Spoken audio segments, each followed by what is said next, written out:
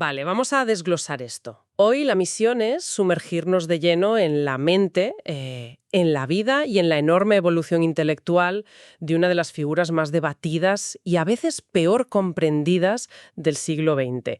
Hablamos de Friedrich A. Hayek.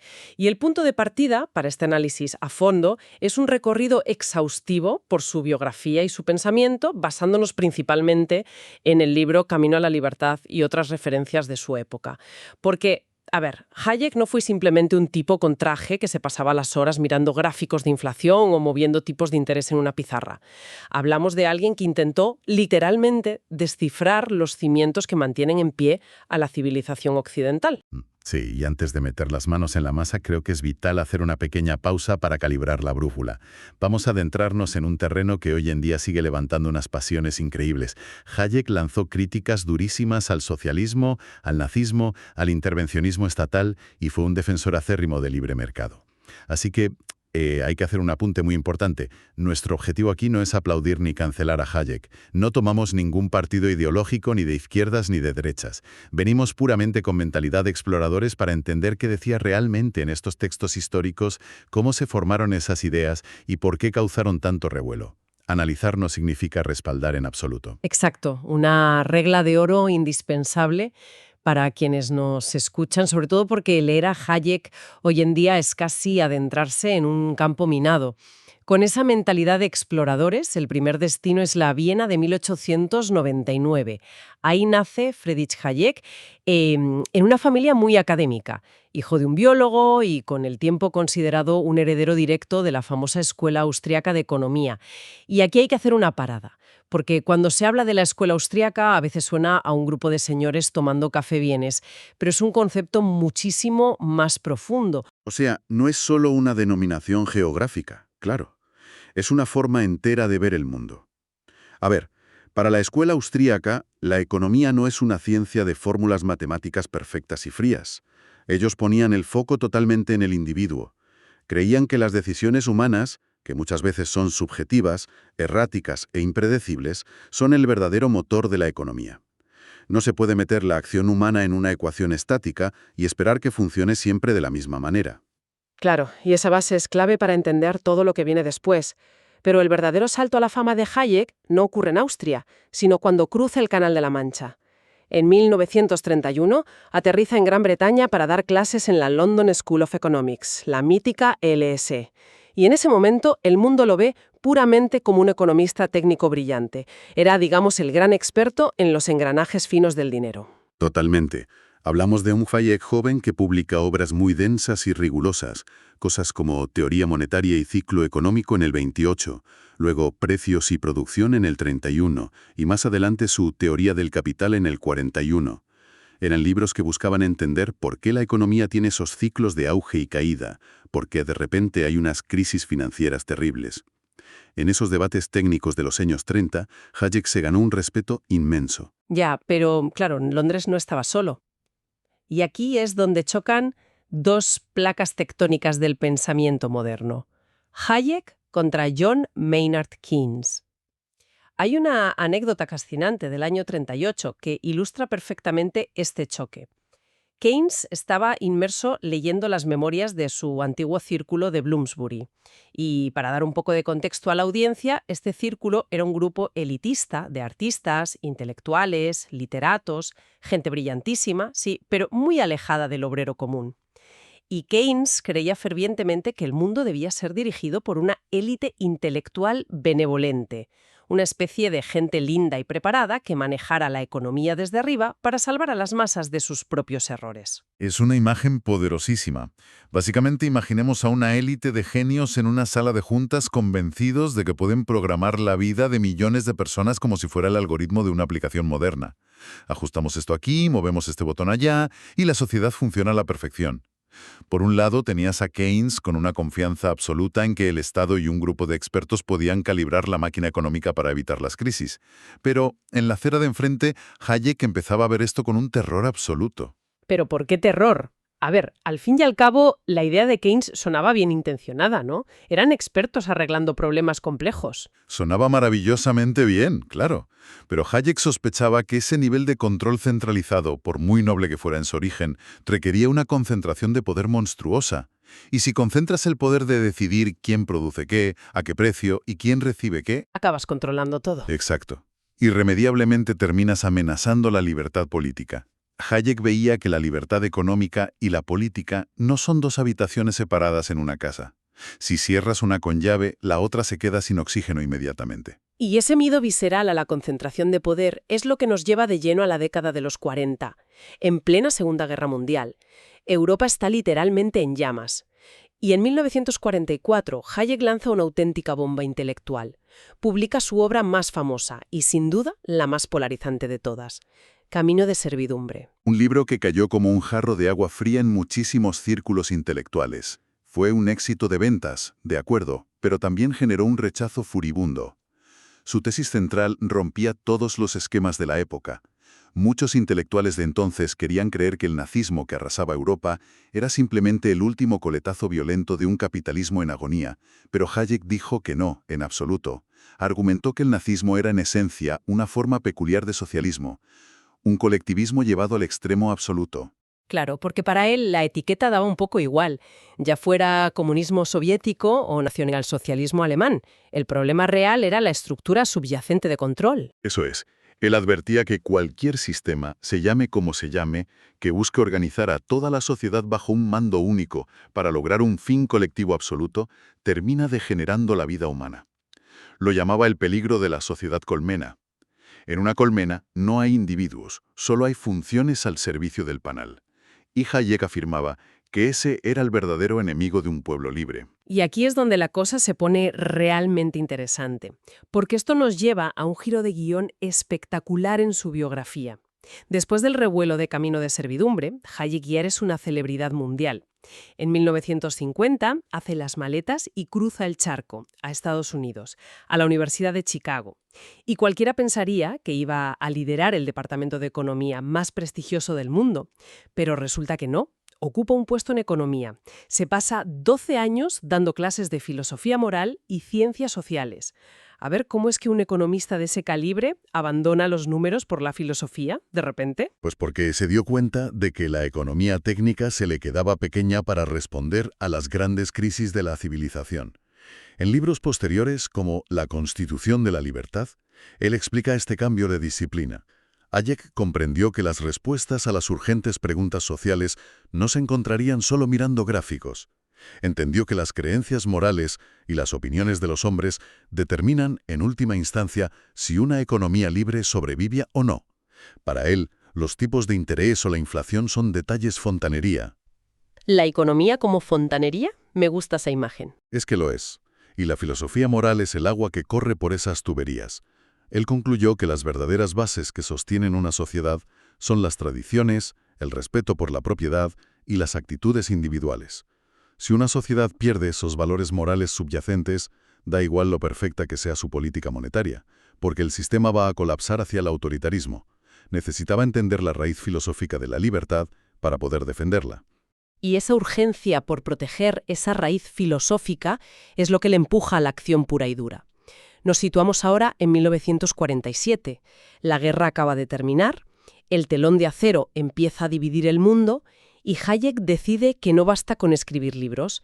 Se va a Suiza, a Mont Pelerin, y convoca a 39 figuras del más alto nivel intelectual. Historiadores, juristas, filósofos, economistas. Y ojo al mérito logístico y diplomático de esa reunión en Mont Pelerin. Europa estaba en la ruina y llena de heridas abiertas. Entre enormes dificultades, Hayek logró sentar en la misma mesa a antiguos enemigos de guerra. Consiguió llevar intelectuales alemanes para debatir con británicos y franceses sobre el futuro de la libertad de Occidente. Él fue el ideador de todo esto. Y, lógicamente, fue elegido su primer presidente.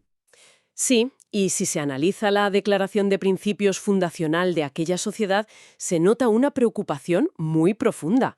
Sentían que las condiciones esenciales de la dignidad humana y la libertad estaban desapareciendo sobre vastas áreas de la Tierra, amenazadas directamente por la extensión del poder arbitrario. Exactamente. Y hay un punto en esa declaración que resulta escalofriante por lo vigente que parece. Alertaban sobre la libertad de pensamiento en peligro, señalando un fenómeno muy específico. Grupos que, cuando están en minoría, claman a los cuatro vientos por la tolerancia, pero que una vez alcanzan posiciones de poder, utilizan esas mismas herramientas para suprimir y censurar absolutamente cualquier punto de vista que no sea el suyo. Si conectamos esto con un panorama más amplio, vemos cómo esta preocupación por el poder arbitrario impulsó la agenda de investigación de Hayek durante décadas. Usar la tolerancia democrática como un caballo de Troya para instaurar un pensamiento único. Es una reflexión durísima. Y esto nos conecta directamente con otro concepto clave, algo que Hayek detestaba profundamente y que llamaba el constructivismo o el cientificismo, o, como le gustaba llamarlo con cierto sarcasmo, el mal francés, porque rastreaba su origen hasta filósofos como Descartes o Rousseau. El mal francés es, en esencia, la idea arrogante de que el intelecto humano puede planificar y diseñar la sociedad desde arriba. Creen que la mente humana es tan todopoderosa que puede sentarse frente a un plano, diseñar una sociedad perfecta desde cero y aplicarla desde un gobierno central como si fuéramos piezas de un reloj. Como organismos vivos, no como máquinas. Utilizando una analogía que se sugiere en los propios textos, el legislador o el economista no debe moldear los resultados de la sociedad como un artesano moldea un objeto de hierro a martillazos. Debería actuar más bien como un jardinero con sus plantas. Eso es. El jardinero no fabrica la planta, ni tira de las hojas para que crezca. Cultiva el medio ambiente adecuado, prepara la tierra, asegura que llegue el agua y luego da un paso atrás y deja que la planta crezca por sí misma siguiendo su propia naturaleza compleja.